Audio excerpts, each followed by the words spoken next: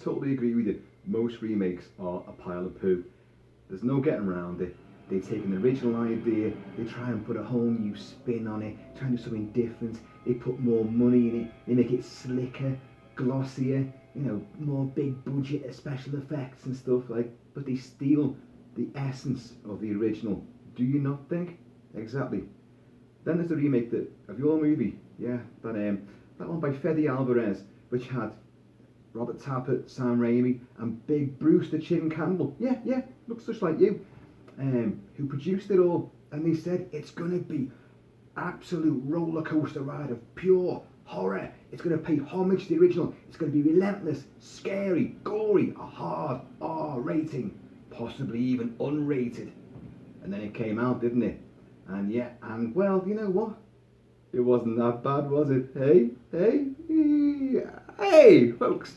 Horrible! Kilt-Man here, Kilt-Man at your services with Bruce, the Chin Campbell, Deadite version. How are you all? Hope you're doing very well. Just sit there, stay tight.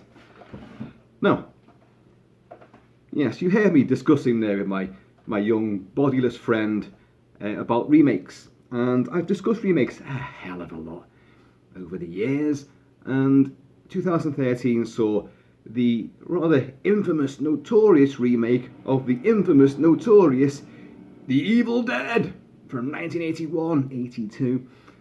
One of the premier video nasties in the UK, and an absolute bona fide cult classic gem of the genre. Yes, it's ultra low budget. Yes, it took years for them to do. You can see them all age as the movie progresses, and its effects on a threadbare budget. But the exhilaration, the invention, the sheer creativity, it's insane what Sam Raimi and co got away with, what they delivered, and how they then influenced the genre from that point onwards. And you talk about remakes. Well, pretty much Sam Raimi remade The Evil Dead with, yeah, you guessed it, Evil Dead 2, where you see him looking like that. And that basically is the same story, just done over again, but with more elaborate effects and perhaps a bit more streamlined storytelling and just a bit more, creative buzz and money behind it. And it is, on a technical standpoint, it's infinitely better. It's one of the best horror comedies that the world's ever known. The Evil Dead, the original, is funny, it is camp in places, it is kitsch in places, but it's also gruelling. It's terrifying, it's knee-jerk, it's gory as hell, it's taboo breaking, rape by tree for God's sake, and it just pushes a lot of boundaries and becomes a complete pile driver of adrenaline. So when it came to a remake, because inevitably, you know as well as I do that every cult film, every classic film, Hollywood has run out of ideas and they will just poke that dead horse into life again and make it stagger across the IMAX screen with a bit more money and chutzpah behind it. But they lose a lot of the inspiration, obviously, and the inventiveness. Now, when it comes to The Evil Dead, the remake, Fede Alvarez, and as I said before, Bruce Campbell, Robert Tappert and Sam Raimi were all behind this totally. They were producing it and they were really pushing this movie. And of course, off the back of it, you got Ash versus the Evil Dead, the TV show, which I loved and then fell out of love with completely. It just got too much and I just couldn't care less in the end. But I still love the original three movies, with a beyond the grave sort of passion and obsession. But the remake from Fede Alvarez, 2013, as I was saying to my bodiless friend there, that they were going to push for a really hard R, if not unrated. They really wanted to go beyond what mainstream cinema was showing, or has been showing for, since the first Evil Dead.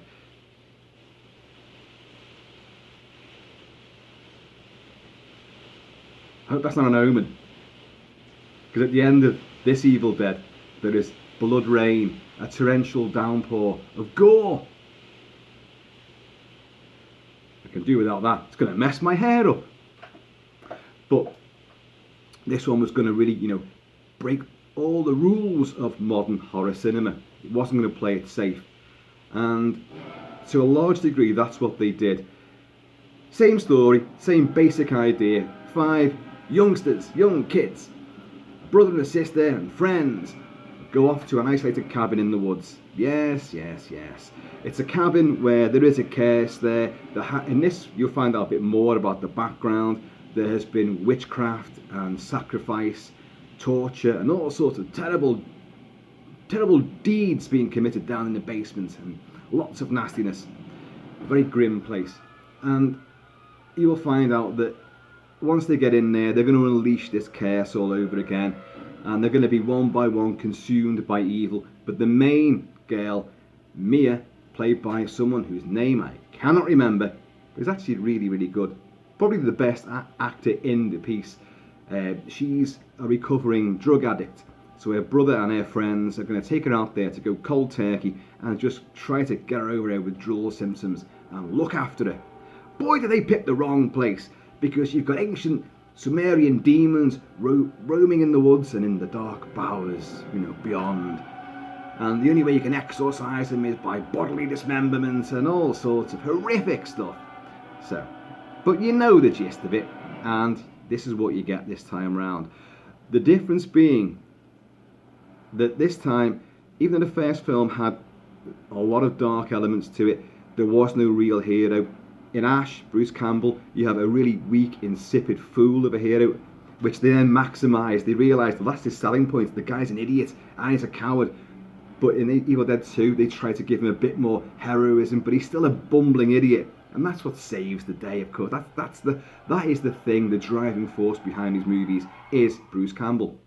But in this, whereas the humans, the menfolk are still complete insipid idiots, and the women, who all have a turn of being horrifically nasty, because this is what Sam Raimi's conceit was. It was the women who were the monsters, in the original, and it was fantastic. Then, of course, you've got Evil Dead 2 with Ash becoming a monster as well. And this film cleverly spins on that, but we'll come on to that though. The problem that this film has is its absolute, eradication of all comedy and spoofery. Some people think that's a good thing.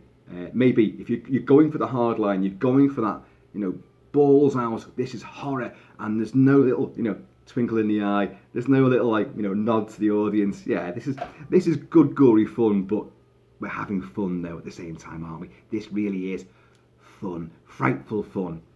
This one wasn't going to go for that. This was going to go for broke and be terrifying and relentless, savage and nasty. Yeah, we're all up for that. The problem is though, you kind of really need to have a roster of characters that you care about. And in this bunch, they all hate each other. They've all got horrible backstabbing moments in their past. None of them get along. It's just, and they swear incessantly. And it's so, you're like, oh, I don't like any of these people. I don't care if any of them survive. In fact, I want them all to die. Oh, God. Are they going to argue and shout and bicker again? And it was carrying a lot of the youth elements of angst and broodiness. Whereas the original, they were all quite happy, happy-go-lucky sort of, chaps out in the woods, the deep Tennessee woods of New Zealand this time around, of course. It's all about money, saving money. And it does give a different look to the movie as well. Although they painstakingly rebuilt the cabin and, work shed. If you notice in Evil Dead 1 and Evil Dead 2, the work shed's actually raised up in Evil Dead 2. You go up a little slope. It's a slightly different sort of, environment. And this version of Evil Dead copies Evil Dead 2 for that. I'm sorry, that wasn't meant to be a shocking revelation, but and it looks great, but it does look massively different from Tennessee. I mean, they've done their best to try to capture the woods and the autumn leaf fall and all that. And it does look very striking, but it also looks very not Tennessee. Oh, I heard it calling to me. Join us. Oh, no, drink us. With pleasure. Your good health, folks. Now, I went into this movie when it first came out. I took the day off work and I watched it twice on that day. And I was reviewing it as well for AV Forums. I was the head honcho. It was my baby. And I remember at the time, in all the magazines and the online stuff, you had a lot of the purists, of which I often count myself amongst their ranks. That you can't remake The Evil Dead. You can't. Don't do it. Don't even try. It's blasphemy. And then you had people saying, of course you can. You could just obviously up the budget and take out the comedy, which is what they did, of course. So I was kind of like, well, I kind of don't want you to do this, but I'm intrigued to see where you're going to go with it. To see a real hard-edged, hard R-rated movie in today's environment, today's climate. Yeah, okay, let's see it. And if, in Sam Raimi, I trust, and in Bruce Campbell, the Chin, of course, devoted to you, sir. So if you're saying it's going to be good, then I'm along for the ride. I didn't like it. I didn't like it at all the first time around. I absolutely hated it. I thought it was so not as nasty as I thought it was going to be. It is nasty, of course it is. I know it is. But it didn't, nothing it shocked me. If anything, I was shocked by the fact I didn't like anybody in it at all. And I just wanted them to die quickly. I just couldn't stand the insufferable moaning, shouting, wailing, swearing, and forever shouting people's names. Mia, Eric, Olivia. Fucking shut up. Nobody ever speaks like that. In reality, he says, reality, it's a cabin in the woods, festooned with Sumerian demons and old incantations, and a book that you find in a cellar, bound in human flesh and inked in human blood. And Eric reads through all this and begins to piece together, hang on, Mia isn't just going cold turkey, she's possessed by a demon, I tell you. And David, her brother, he's no, even though her eyes have changed, the dog's been hammered to death, there's lots of things happening. She can glide into one room of the cabin and doors will shut and lightning will flash and thunder. But no, she's just going cold turkey. No, that's demonic possession. A hellish hullabaloo surrounding the cabin. That's not because she's had drugs. No, that's hell being unleashed. And it wasn't as nasty as I hoped it would be. And then I watched it again. I watched it twice that day, and I hated it even more. But I did it a second time round because I'd already booked to do it anyway. But I wanted to get all my facts and figures right, for my massive filmic essay of a review, which I unleashed that very night upon an unsuspecting world. And I poured scorn, vitriol upon it. I'd say twice in my film reviewing life, I have done a complete reversal. The other one was Steven Spielberg's War of the Worlds, which I despised initially, and then absolutely grew to not just like and admire, but truly adore. But that's another story.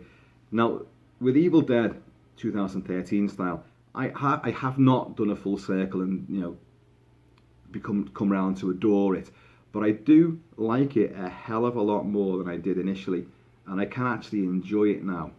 And it's kind of weird because the very reasons I didn't like it in the first place was that I didn't like anybody else. They were all boring, annoying brats, all posture and pose, just the typical, supposedly kids, youngsters today that are cool and savvy, but confronted by the unreal, they try to put a realistic spin on it by being weak and like, oh my god, how do you react to this? What do you do in the presence of profound possession? Well, you grab a nail gun, an electric carving knife, a chainsaw, and all sorts of weaponry. Even like, a toilet bowl, but smash someone's head in with it. Hypodermic needles. Oh, God, all sorts of things, yeah, that's what you do. But that became the very thing I now like about it, is the fact that I can't stand this cast, and I want to see them get hurt, and I'm enjoying seeing them get hurt. Getting their comeuppance for being such fucking unlikable twats. Whose idea is it to go out to a rural shack in the middle of nowhere to help someone get over their drug addiction? But one of you is a trained nurse. One of you's got all the equipment and the drugs and stuff. Not the drugs. Don't give them more drugs, for God's sake. But these are good drugs to try and look after this person who clearly even without demons, eating up her soul, she's still a loose cannon anyway. But the girl who plays Mia does go through a bravura, helter-skelter tour de force of a performance, and she does really well. Gotta be honest, Bruce Campbell et al. All suffered for their art in that first movie. Bruce Campbell suffered even more in the second movie, they try to capture that. These guys do go through hell, but Mia really, really gets put through the ringer.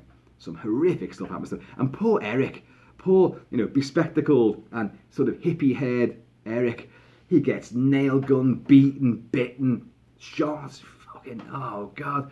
Everything happens to him, like, he gets a hypodermic smashed through his glasses and into his face. Big shard of mirror glass. Oh God, he gets really done in. And but good, because I can't stand him. But the film does begin this sort of absolutely relentless, ceaseless barrage of non-stop horror, like the first one. But the first one had little moments of brevity as well. The second one even more so. But this, with its hard edge and absolutely zero humour, zero moments of brevity to lighten the mood, it's already dour, dank and upsetting and disturbing because of the characters and what their little scenario is. Help this girl who's trying to get over drugs, and we all hate each other as well. So it's already a breeding ground for trouble ahead. But once the action kicks in, it really doesn't stop. And Fede Alvarez does a really good job of constructing and choreographing the carnage, and it works great. Each set piece builds into the next one. And, although he hasn't got the swirling, superb camera work and dexterity that Sam Raimi, manufactured, running through the trees and dodging trees with the demon's point of view, and the amazing chases through the cabin, and amazing sort of swoop camera moves and reveals and lots of different angles and that.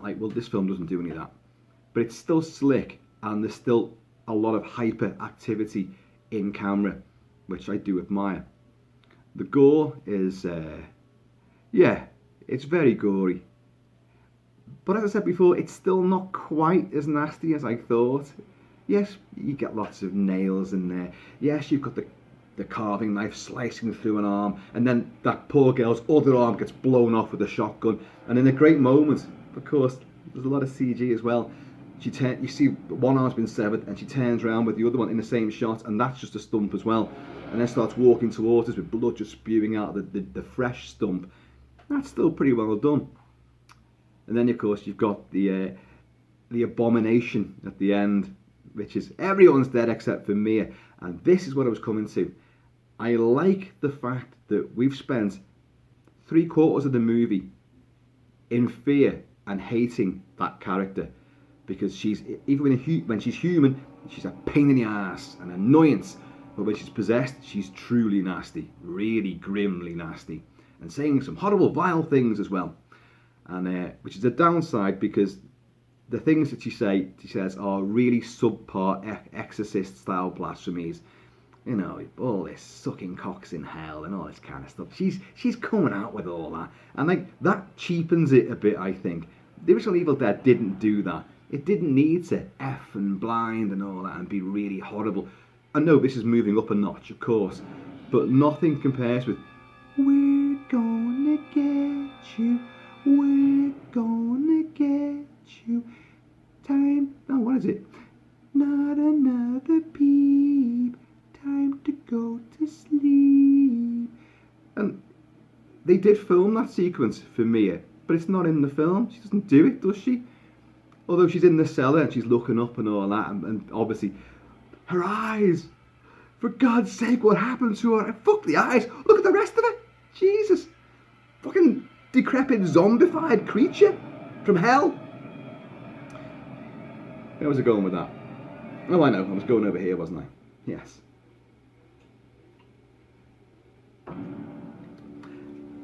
But when you've hated her, feared her, despised her, and then with a rather impromptu DIY battery and spark plugs and jump cables. You have this impromptu DIY au naturel defibrillation from her brother, who realises that, well, I'll kill her and then we'll bring her back to life and she should be okay again. Who has these thoughts, you know? And it's only been one night and all the craziness and all of, oh, I know what I can do here. And I kind of like the way that they do a couple of montage sequences, very similar to Ash, Bruce Campbell, suiting up, you know, with a chainsaw and, you know, sawing the barrels off his shotgun. Groovy. Now let's go and carve ourselves a witch. You know, very similar to that. And they do kind of slightly seem out of place in a film which is relentlessly hard-edged and mean-spirited. That this is, because you sit there and you're kind of, they're doing a montage, like an A-Team style montage of construction. But they quickly dispel with that and it gets back into grimness. But unbelievably, his trick works. He will then have to sacrifice himself to kill off Eric. Eric, who's been battered and beaten throughout the entire movie, finally comes back as a Deadite himself and starts putting the frighteners and the attack on his best mate who can't stand him, and he can't stand him either, Dave. So then David blows the cabin up, but Mia is back to being Mia again. Except, hang on, is that rain? Oh, it's blood. The blood rain from the prophecy has fallen, and the abomination rises from the ground, which is a bit of a disappointment because the abomination is just Mia all over again, a J-horror style version of Mia with a rather strange ribcage protrusions and very, very unsexy, who then goes on the rampage trying to get Mia. Mia then will discover a chainsaw, a truck will land on her wrist, and she has to pull her own flesh apart to get free, and then put the chainsaw through this thing. Even in a great shot, we see it going through the head, and there's rain coming down in blood, and there's blood going up from her head, and then she cuts this thing in half, and it's the end. And so all of a sudden you're rooting for Mia, and she's great. She's great as a villain, and she's great as a heroine as well. So it's kind of clever the way that they've done that. In the original movie, Ash manages to stay completely human throughout it. Only in Evil Dead 2 does he become a Deadite,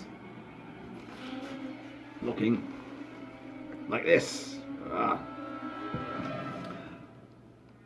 And yet in Evil Dead 2, you still love him. You know he's still Ash inside there, and you're still rooting for Ash even when he's a bad guy. When Mia is a Deadite, you are not rooting for her. You hate her, you fear it, you despise her. When she's human, and you believe that she's human again, and you're rooting for her then. Now that folks is actually quite clever. To do that turnaround, and to do it very quickly. If I could click my fingers I would, but I just can't do it. I have many talents. That is not one of them. But, so yeah, she becomes this great kick-ass, uber heroic bitch at the end. And like Ash, she's had to sever a limb as well. This film's all about severed limbs. Hands are coming off left, right and centre. And the gore is good.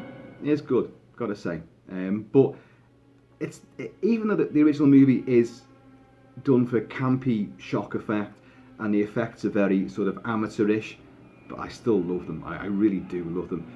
I actually cringe more at what you see in that than at doing anything you see in the remake. I mean, that bit where Ash, buries his girlfriend, and then she comes back up again, and she starts raking his leg open, like that, and he's going, and it just, you go, oh God, pencil in the ankle, anyone? And then rammed around like that?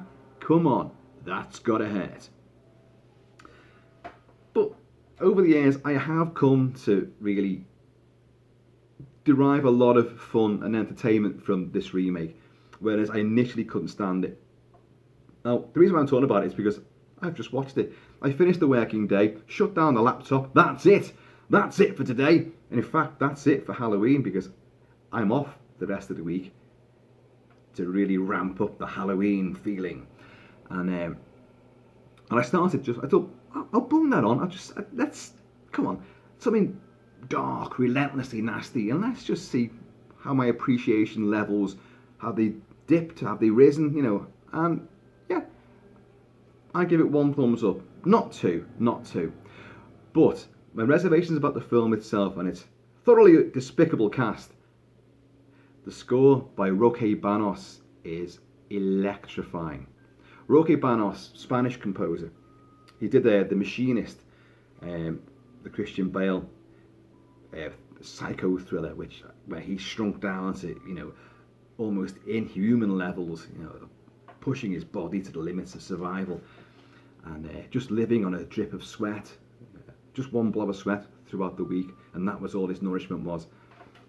But Roque Banos created a wonderfully evocative Bernard Herrmann-esque score for The Machinist, and for this, he and Fede Alvarez tried to work out what was the sound of horror, what do we need here. So we need something, some motif that's going to really, really set people on edge.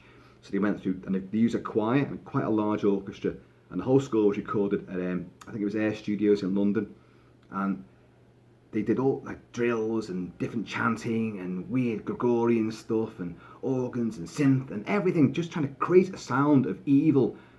And in the end, Roque Banos remembered that while he was, I think, wasn't in London, I'm sure it was before he'd come to London to record it, and I think he was staying in like Milan or somewhere, I don't know.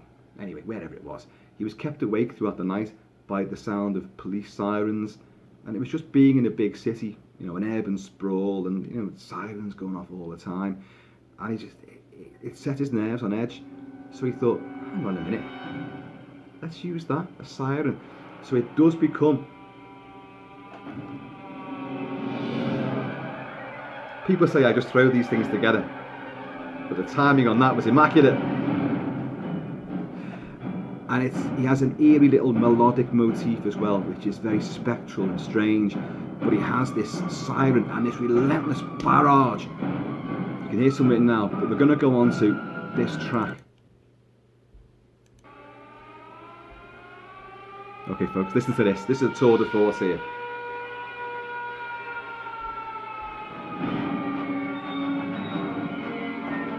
This is Mia's battle with the abomination at the end. All in the rain, the blood rain, all around the cabin. She's got to listen. Bass drums, scissoring strings, agitation, urgency. She's got to get weapons to fight this thing.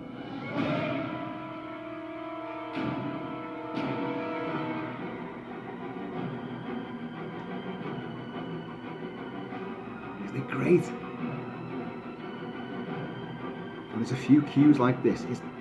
The really atrocities committed are often done to these pulse-pounding, you know, rhythms. Listen to the piano. Ghostly piano notes. I'm going to turn it up again because it's going to kick in a second.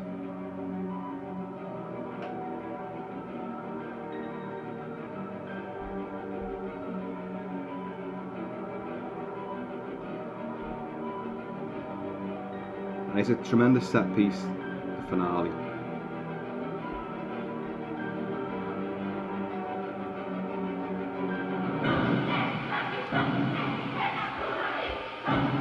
Unintelligible chanting, demonic, and that siren, that bloody siren.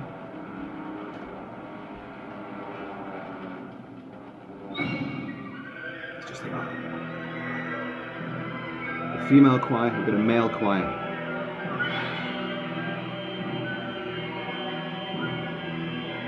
Strange effects as well.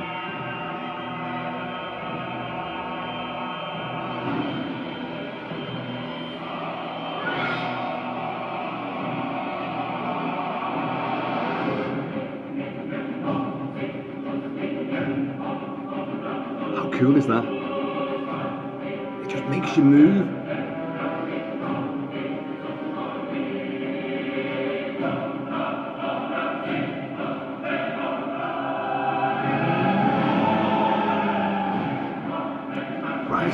and you get a second's breath and it starts again.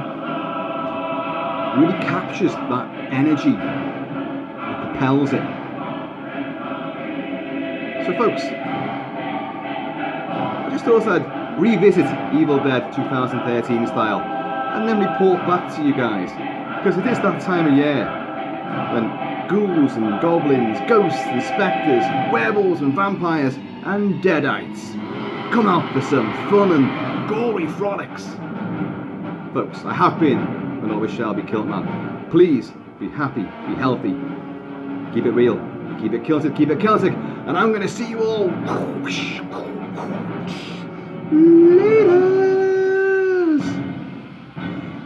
Do not read from the book.